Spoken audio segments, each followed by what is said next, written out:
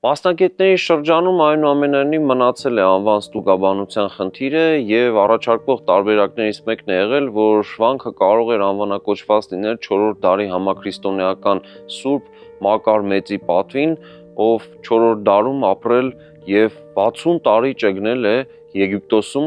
եւ հայտնի է իր քրիստոնեական կենցաղին դեպի ուղենշող խրատներով եւ համաքրիստոնեական նշանակություն են այդ խրատները եւ գուցե կարող էր այս մարդուն նվիրված լինել այս վանական համալիրը, սակայն այս դեպքում եւս հարց է մնում ինչքանով կարող էր փոխկապակցված լինել հեռավոր Եգիպտոսում այս մարդու գործունեությունը Հայաստանի հյուսիս-արևելյան այս հատվածում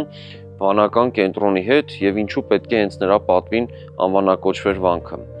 Այնուամենայնիվ մեզ համար լիովին մերժելի են համարվում այն բացատրությունները, որոնք ավանդազրույցների միջոցով են ներկայացվել, որոնք որևէ աղերս չունեն քրիստոնեական աշխարհընկալման հետ։ Նախագծի գլխավոր գործընկերն է Converse բանկը, ֆինանսական աշխարհի ձեր հուսալի գործընկերը։